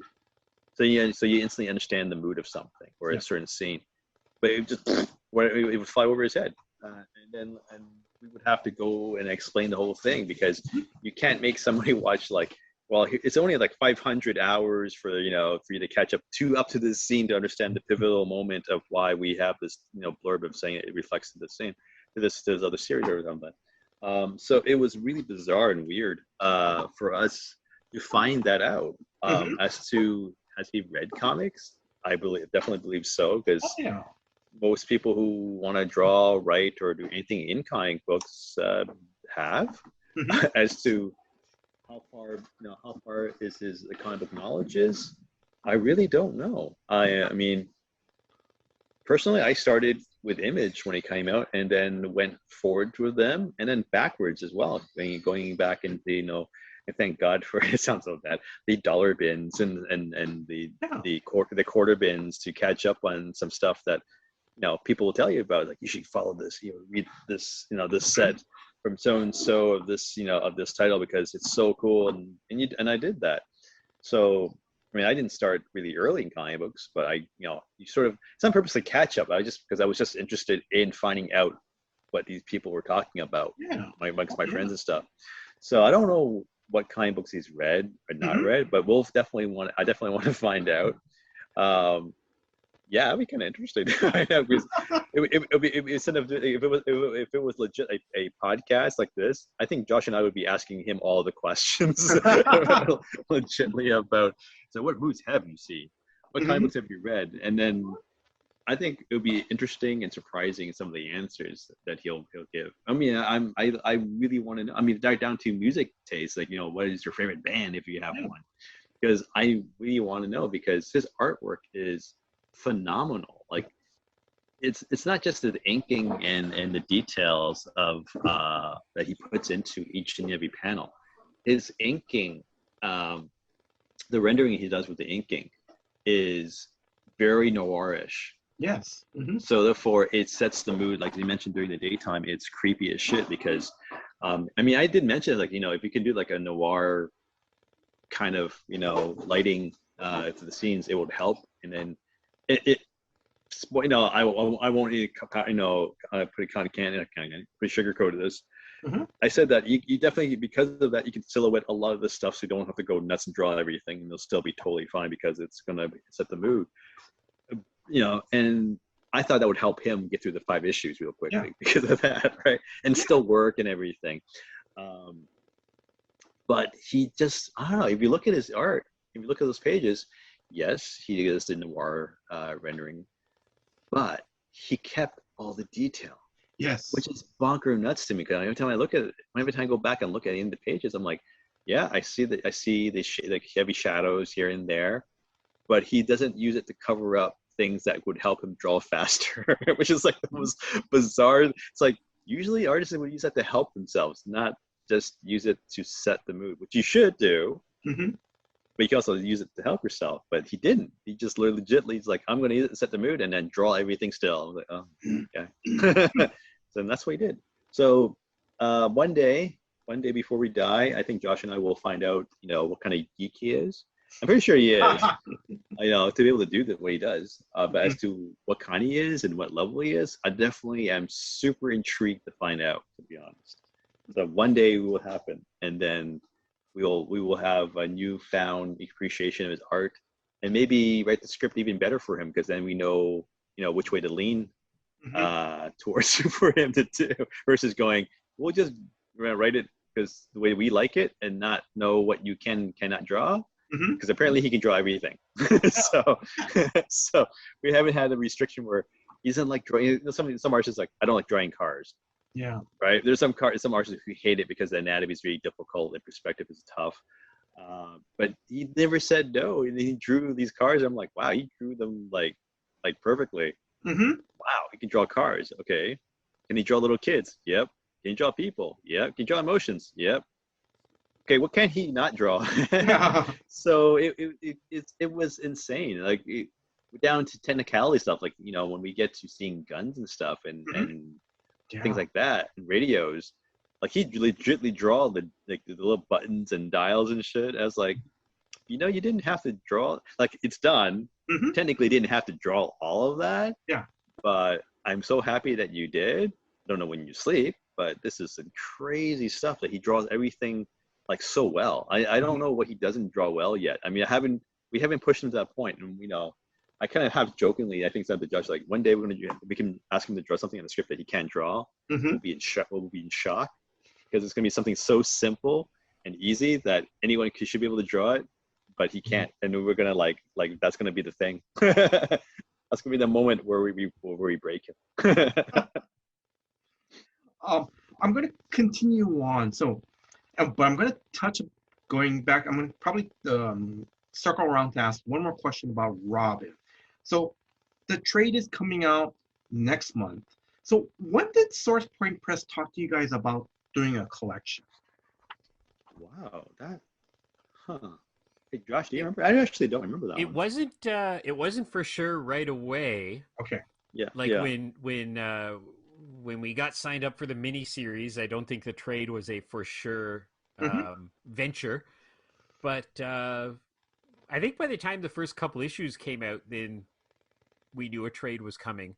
Okay. And it came faster than I thought, because I thought they might, wait for Halloween or something. But yeah, I think maybe just to kind of keep the ball rolling. I think because the miniseries was going well and publicity was going well, the trade was solicited as issue 5 hit stores. And I'm not sure if that's the norm now. I think it kind of is. I think so many people, that's the problem, right? Where it's like, it's good to support a comic store by buying the monthly comics, but then so many people know that, especially for the big stuff, if you're a Star Wars or Batman reader, that is all 100% going to be made available in a trade, and then you can buy it then. But I'm glad we got to do the monthly book, because I think I'm a traditionalist. I like reading the monthly books. I like having the cliffhanger, the little space in between. But yeah, it's a nice thing to have, and it's just like I said, it means we're not done with this yet. It means that we still got to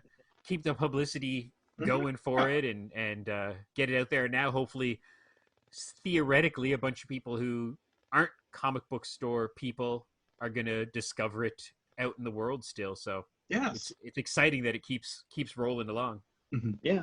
So yeah, I think you're right. I think it was around issue 3 or something like that, or between issue 3 and 4 when it came out into comic book shops, where they said, Yeah, I think what the email was, so what's going to be in the trade? It wasn't like if you know, do you guys want to do a trade? Yeah. Like, what's going to be in the trade? I was Uh-huh.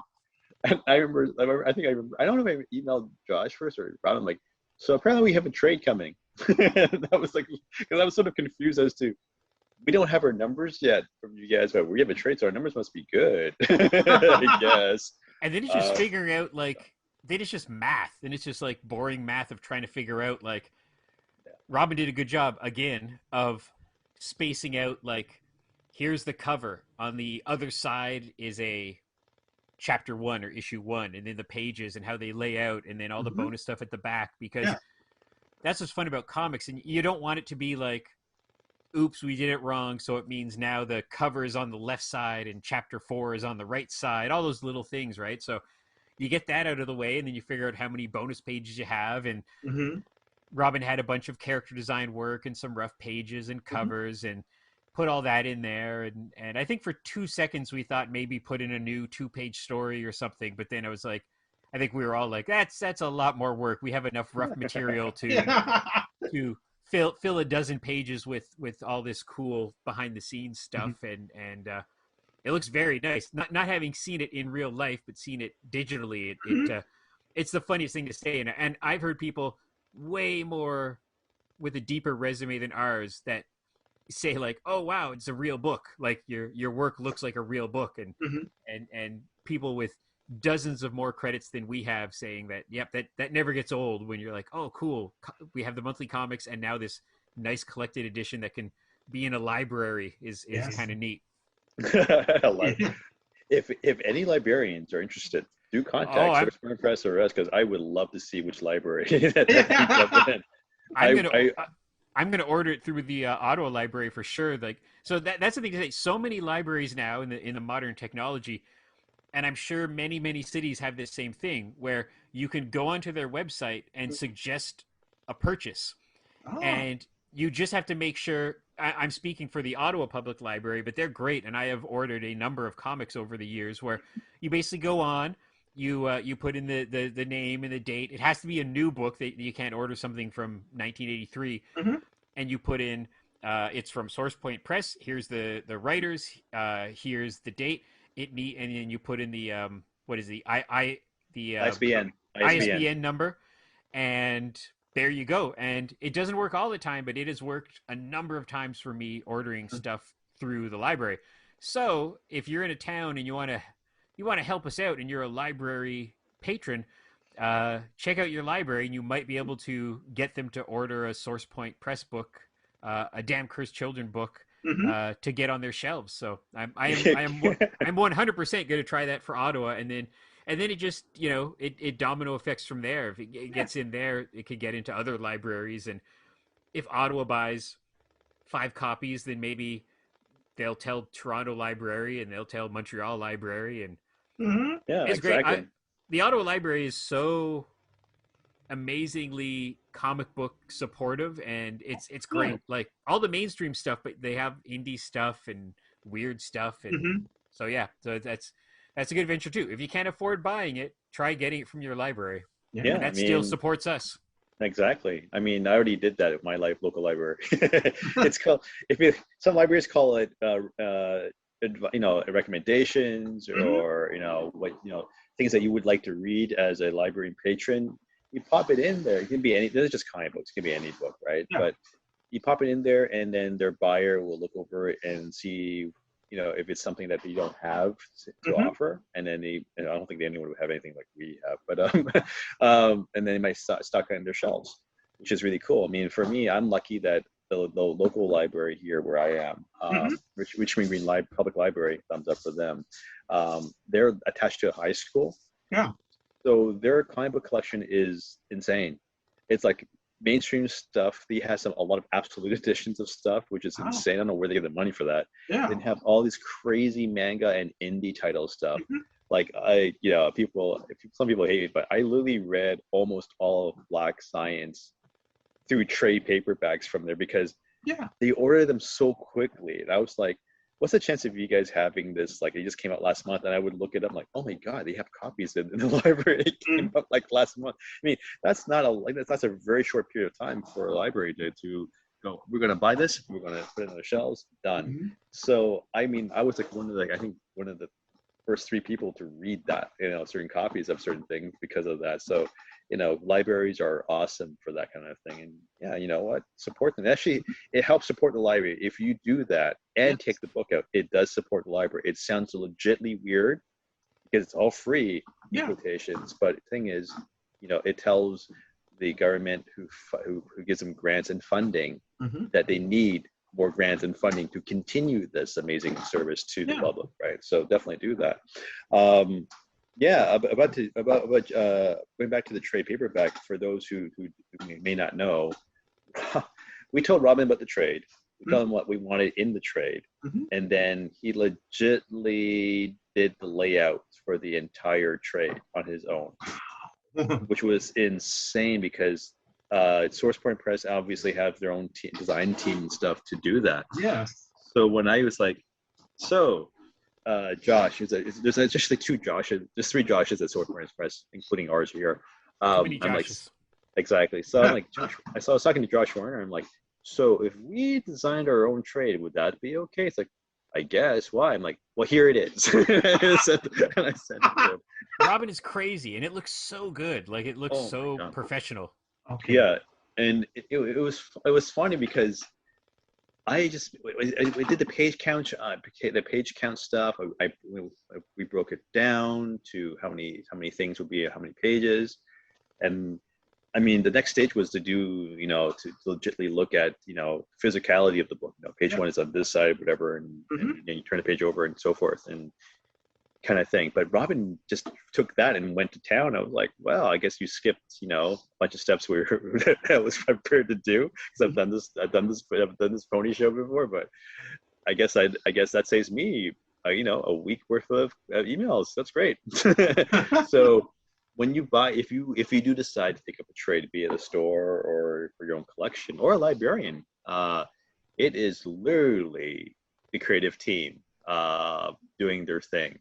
SourcePoint Press is pretty much doing their thing and hitting print, which is amazing.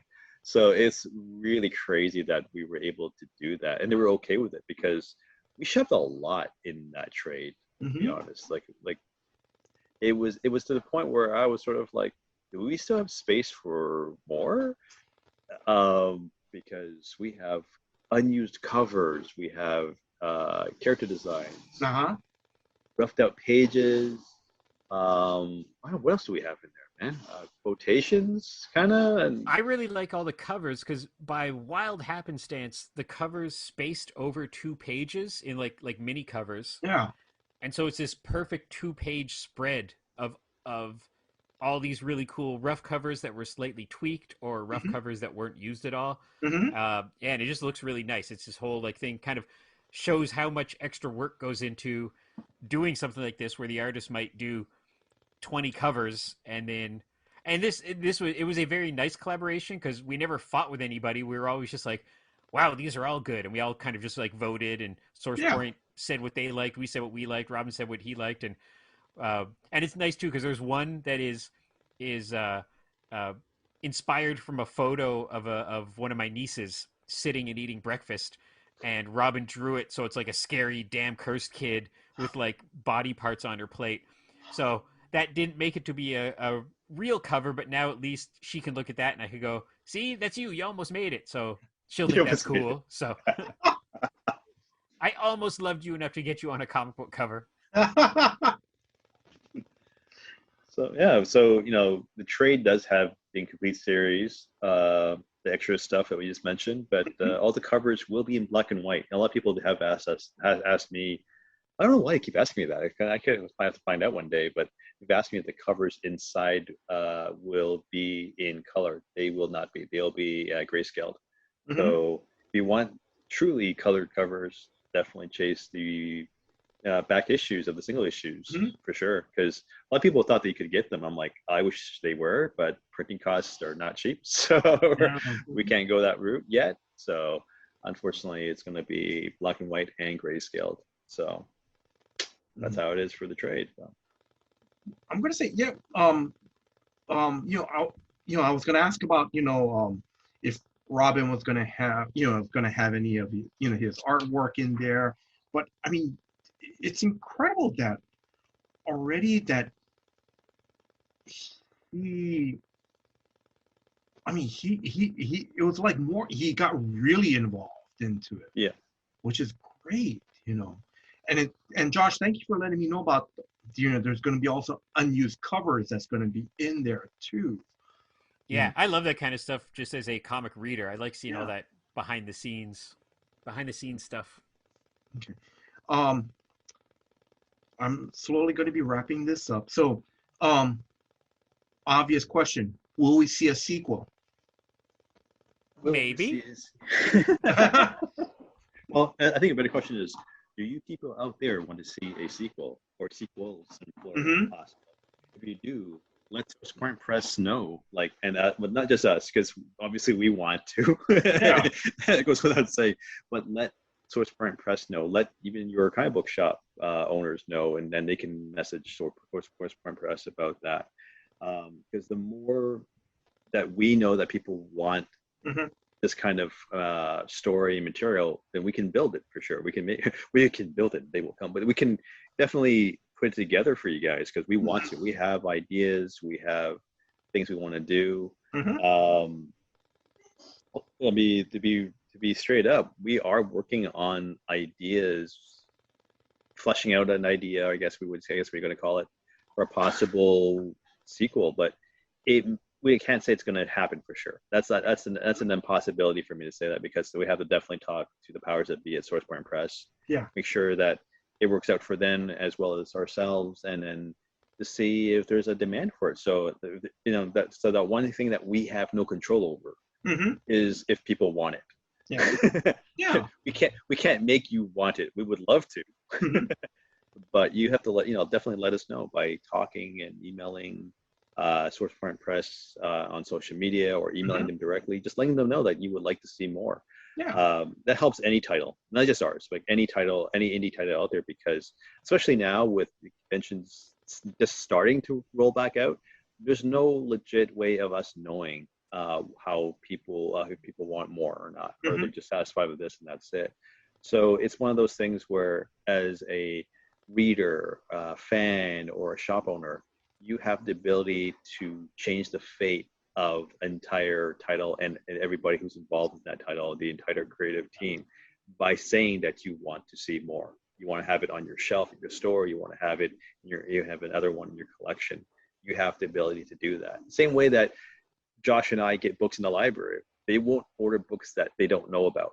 They Yes. don't know people want it until they're told that people want it. So it's the same thing for us. Same kind of system where you let the publisher know that you want more of X, Y, and Z titles, um, and it builds steam. It really does. It sounds like your voice will be in the wind. It won't be, because it helps. Mm-hmm. It definitely helps us to do more, because we want to do more. Josh and I definitely want to do more. We've talked to Robin. Robin is totally on board to do more. Mm-hmm. Um, it's a world and universe that we love. We were laughing our asses off when we were writing it. We enjoyed getting pages from Robin and him going to town. It made every day a great day when we got art in from him, for sure. Mm-hmm. Then I made it. Then I made him cry when I put the balloons and words on, because I lettered it. So, but um, but seriously, for anyone listening, definitely to support your title. Besides buying it and buying the trade and telling other people to buy it, tell the publisher that you want to see more when the series is done, Mm-hmm. because it helps everybody, including them, including the publisher as well, because that's part of the things that they do. They don't know, they're throwing the dice like anybody else to see Yeah. which titles will make it and which one would be popular. They have no idea. Mm-hmm. And they only base it on sales, but if there's a fan base or shop owner base that Mm-hmm. tells them directly that we want more, Yeah. then it helps a lot. It really does. So definitely take the time to do that. Both Josh and I and Robin would greatly appreciate if you include Empress Children's universe, or titles, if you want to call it that, to be part of that effort of yours. Josh, do you want to add anything? No, just that. Yeah, like we'd love to work on something else. Howard and I are always tossing around ideas, Mm-hmm. and yeah, letting the publisher know that you guys want to read another mini series in this Mm-hmm. world. If you can afford it and you've already bought the mini series, buy the Mm-hmm. trade for a friend, order at the library. Mm-hmm. Let people know that that you want to see more from us, and yeah, we would love to have another round of comics in the future. Okay. Um, is there anything you guys are working on? Um, any new projects that you guys can talk about, whether it's a collaboration together or separately? Is there anything you guys can talk I can talk about working on a one shot that I'll be having out of Swiss Barn Press that I'm doing with Robin. And then the reason was for that was he he drew it a billion years ago before Dan Chris Children, and it was almost done. It was almost done way back then. about? Mm-hmm. So I think it was like only like 10 pages out of inking out and stuff. And I mean I showed Sourceborne Press a million, like at the same time I showed about Dan Chris Children, I showed them that as well to show them that he can draw and ink and stuff and whatnot, and they wanted it too. But I'm like, okay, we'll do Dan Chris Children first because that's something that I think has legs versus the other thing that I'm doing, because it's been so long that I think it has technically been done now by other people, unfortunately. But they still want to do it, which is great. And it really showcases Robin's art in a whole different light, which is cool. Definitely still a horror genre, Mm-hmm. but definitely not the same kind of thing that we did with Damn Cursed Children. So it's really interesting to see how people will respond to that. Yeah. I mean, I'm just happy for him to not waste all that time he did that work for that one shot, because honestly, that one shot was to see if we could do it. He couldn't Mm-hmm. actually do a comic book before he jumped on to Damn Cursed Children way Yeah. back in the day, and he did it. And I was like, okay, you are definitely dedicated enough to do a 5 issue, because the 5 issue miniseries is really tough and demanding on anybody. Mm-hmm. So if you can't do it one issue easily or one shot easily, 5 issues is going to kill you. Like legitly, you're not going to live after that, Mm-hmm. be it mentally or physically or both. So I'm glad that he got that out. So that's something that we're working on that hopefully will be coming out maybe near the end of 2000, at the end of the year or the beginning of next year. We'll see. Okay. I'm not pushing him to kill himself to do it, because it's technically almost done. And he wanted to tweak the pages because they're very old. They're like Mm-hmm. Yeah. super old. His art obviously changed, and I was like, they look great to me. You don't need to change anything because that means you're redrawing it again. I don't need to redraw it. Just, we'll let people know. We'll have a disclaimer every time we do a podcast or whatever, and saying this is drawn from this decade. Um, so you can see our Robin's art evolve from this decade to Dan Chris Children. In fact, buy both. You can compare yourself his artwork. Rather than that, for comic book wise, I not much I can talk about. There are Yeah. things that I am in discussions with about other things outside of comic books. I'm working with National Geographic on. I'm trying to skirt the NDAs here. Content development for mixed media. I think that's the best way I can describe what I'm doing.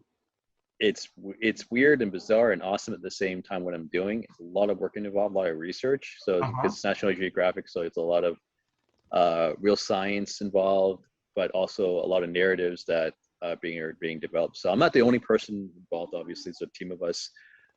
So it's really cool, and especially for being able to talk to Nat Geo explorers who are like scientists and doctors, Mm-hmm. or media people. It's really weird because it's like I'm just a stupid comic book writer. What am I doing here? You guys are like people who do TED Talks and stuff, but here we are Mm-hmm. during having this meeting and me making stuff up for you. So it's a really interesting project that hopefully I can talk about more in depth when we're done. But it's definitely gonna be a while. It's one of those long-term projects for sure that's gonna take a lot of effort to get out there. So that's pretty cool. And rather than that, not much I can talk about. Mean, some work I did in the past for Bungie, which I definitely can't talk about, but it was like development stuff. For what I can't tell you, but that was a fun thing to do. Especially for a team of people who, it means Bungie, so they know what they're doing. So every time I open my mouth or send them something, it's always that question. You question yourself as to, is this good enough for Bungie? Because to me, it's okay. But after you send it, you start, second guessing yourself. But then when you have those meetings with those guys and, you find out they're just as geeky as you are, it makes everything so great. So that was a great experience. And hopefully I can talk about the things that I am possibly doing in comic books with licensed properties in the near future. But right now it's way too early to discuss. Oh, I am helping edit the Book of Myrrh for Afua Richardson, who recently had I wouldn't say recent, but fairly recently had a Kickstarter, which is coming out of through Image Comics. Okay. Which is her first creator-owned opus, I would say. Definitely an opus, because it's a book story about herself and her life, told in a fantastical way. So her world building and character development is insane. Like, I can't tell anybody because I read it, but it's absolutely madness. And her faith in my editing is totally one-sided, because I don't think I should be editing it, but here I am editing it. And it's crazy because every time I suggest a change, it's sort of like, this is her life story. What the hell do I know? What the hell would I know about her life story? But I'm doing what I can to make it flow as good as it can.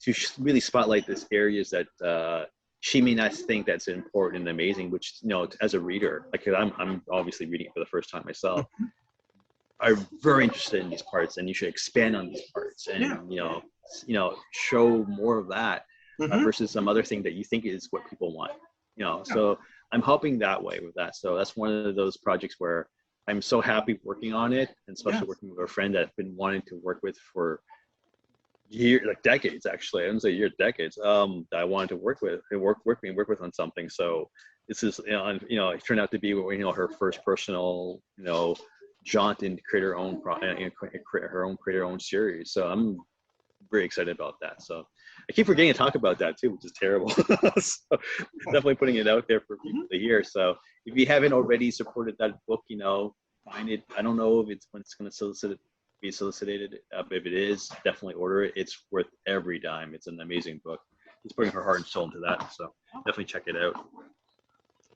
So for Josh, the next thing I have out is a short piece that I did with Paolo Monte, who did my Flip Volume 2 story. And it's a superhero romance. It's either going to be 4 2-page stories or 1 full 8-page. I'm going to pitch it to a few different places that it could work as little backup story in a book. So that's pretty much done. So that's the next thing that's complete. And then just this project that Howard and I are working on together. Like I said, I've got about 1 issue done of 5 issues. And that's really what I'm going to try to concentrate on the next little while of, even if we don't know if we have a home for it yet, I just want to kind of get that done. So I'm gonna keep scripting it and then giving those script pages to Howard, and he'll give me notes and dialogue and stuff, and I'll put his notes back in, and just we'll go back and forth again, just as we did with Damn Cursed Children. So that's kind of next on my agenda for my writing creativity, is getting that project a little bit closer to completion. Oh, okay. All right. So I'm going to wrap this up. So again, where can listeners find you guys on social media? Josh, you could start off first. Sure. I'm not superb on social media, but I am under the tag Bat Turtle on Facebook and BatTurtle_Mayfair on Instagram. And then more of my time is spent doing Mayfair Theater social media, and that is at Mayfair Theater on Instagram and Twitter. And then I also co-host the Mayfair Theater podcast, which you can find on all the normal podcast places where we Mhm. talk about the Mayfair Theater and just kind of movie stuff. So even if you're not from Ottawa, you can still tune in and hear about the adventures of running an independent cinema and us talking about geeky stuff for half an hour or so every week.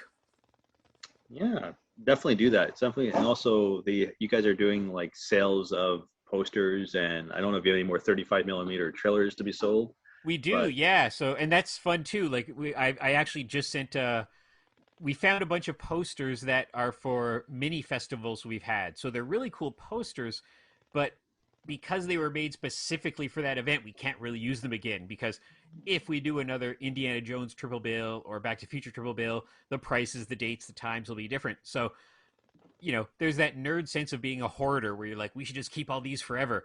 But both to kind of make a couple bucks and because it's more fun for our patrons to have this out, it's kind of fun that our patrons might be able to point at their wall and say, this is a poster from the Mayfair, or point at their bookshelf and go, this is a 35 millimeter trailer from the Mayfair.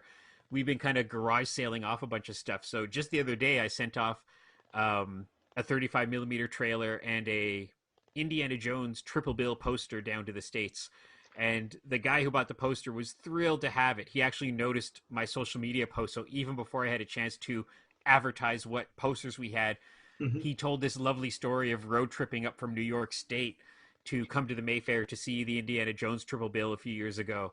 And so I sent that to him. So yeah, so if you are a fan of independent cinema and want a little bit of treasure, check out our website. And we're selling old 35 millimeter trailers, marquee tiles, festival posters, and we're selling off our marquee for rentals, which people have done even if they're not in town. We can take a picture of it for you.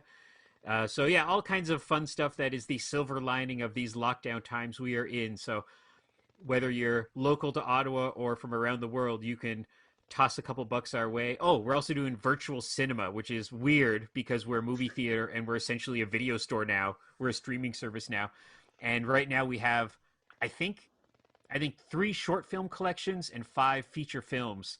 And it's pretty neat because a lot of these are films that aren't available on Blu-ray or aren't available on other streaming services. They're old retro rarities or new independent films. And so if you rent that for 8 or 10 bucks or whatever the price is, half the price or half the profits go to the Mayfair, and the other half goes to support an independent film distributor. So it's a pretty fun thing. So no matter where you are on Earth, you can pretend you're going to the Mayfair and watch a movie and help support us. So yeah. So and then hopefully much more of my time will be spent running the Mayfair in about a month or so. I hope. So Mhm. let's all keep our fingers crossed that we're tiptoeing back towards a normal world. definitely. For me, there's two places that you can find everything where Mhm. I am on. So I recently put this together. So let me find this out here. So I'm on Linktree. So it's linktr.ee Mhm. backslash the real Howard Wong. So that has links to my blog, Facebook, Twitter, Mhm. Instagram, YouTube, you name it. But if you want to go straight to my blog, which it also has links to my social media accounts, you can go to howard-wong.blogspot.com. Mhm. Any last words to our listeners? Last words. Good question. If you if Could you've you go read the first? book, yeah, if you've read the book, we're all very thankful. It's been a very nice little ride these last few months. Who would have known, like that it was a nice distraction against this terrible thing that our planet is going through. But it's been so much fun talking with folks and hearing from comic stores and hearing from readers. So we are very glad that you enjoyed it. And if you haven't read it, we hope that this didn't spoil the hell out of it for you. But go check it out. It's a very fun book, and you'll like it. And then hopefully we'll get to tell more stories in this world in the future. Absolutely. Do support your local comic book shop. Uh, buy back issues from Source Point Press of Dan Curse Children. Maybe some shops still have some. I don't know. Do order the trade. The trade is available at all local comic book shops to order. You can use the code MAY as in May 211 711. But if you have no comic book shops near you, you can order directly from Source Point Press website, as well as bookstores, which is our first ventures into bookstores. So Simon and Schuster is carrying it. Barnes and Noble is carrying it. Indigo in Canada is carrying it. And there's also another bookstore which I just brain-farted again, which is in Asia. Kino. See, I just literally forgot. I forgot, but it's actually the biggest Japanese chain bookstore in Asia. I'm terrible at marketing, aren't I? Basically, you have no excuse not to get this book. Yeah, It's it's everywhere, everywhere. and I don't know. You know what? This is one thing I don't know is if the trade will be available digitally, because we are like everywhere in digital as well, from Comixology to you name it. We're like every drive-through comics. It's a bunch that I'm definitely missing. It's a lot because SourcePoint Press is amazing to keep making new contracts with these distributors, which is amazing. So sometimes it'd be like, we have another one this week. I'm like, okay, great. So if you want to read the single issues digitally, they are available right now at your fingertips. So you can do that as well. So there's a lot of different ways of getting it. I guess the last way would be to steal it from your friend, but that's not great. But if you do that, do post on social media, let us know, because who knows that you like our comic more than your friend to do so.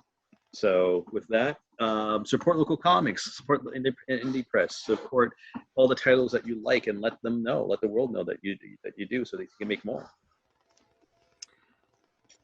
Howard and Josh, couple things. First off, thank you very much for reaching out to me, to letting me know that you guys wanted to come back on the show to promote Damn Cursed Children. I'm glad we had the opportunity to talk about the whole series. To our listeners, I just want to say, if you guys haven't checked out the series, the trade comes out on July 28th. It's very good. It's I'm gonna say it. The storytelling, the artwork, I love it, because the thing is, again, there's no tropes, there's no scenes that pull you out of the world. Because when I read all 5 issues, I got sucked into the world. So, and that's what I loved about it. So, again, listeners, if you guys get a chance, again, Damn Cursed Children, the trade paperback comes out from Source Point Press. It comes out on July 28th. And again, Howard and Josh, thank you for your time, and thank you for coming back on the show. Thank you very much. Well, No thank you problem. no problem at all. Thank you for having us. It's always been a fun time with you, and and for people who don't know, Jason sent us like amazing gifts from Hawaii that I've been enjoying throughout this podcast, which was like a big giant mug of coffee from one of the things he sent us over from Hawaii, which is crazy. Like my mind still boggles every time I look at my pantry. I'm like, this is from Hawaii. I want to drink it now. So thank you for doing that. It definitely lifted our spirits and my family's spirits as well, who ate most of the chocolate. But hey, it's still very, very well received. I'm very thankful, and I appreciate your kind words. It really means a lot to us. Every time we hear people's responses to Damn Cursed Children, we never get tired of it, because we don't know. When we create something, it's a void. So we really appreciate all the words and all the all your honest opinions about it, because it helps us move forward and become better creators for you guys. So really, really thank you. We want to say thank you to you for your kind words for that. I'm going to ask Josh, do you want to add anything else before I wrap this up? No, I don't think so. Just again, thanks for having us on, and thank you for those macadamia nuts. They were the best things I've ever had. I couldn't believe if I would have had a bag of those, like the size of a giant bag of chips, I would just eat them all in one go. So Well, like I said, it was just to say thank you guys for coming on to the show the first time. So thank you very much. no problem. I want to thank Drew, the co-host for Comics for Fun and Profit, for putting this episode together. So Drew, thank you very much. He's the guy he's my friend who does all the hard work behind the scenes. And if you are a new listener, please check out, new episodes of Comics for Fun and Profit that comes out every Saturday. And I want to thank you, the listeners, for your time and listening to this episode. Thank you very much.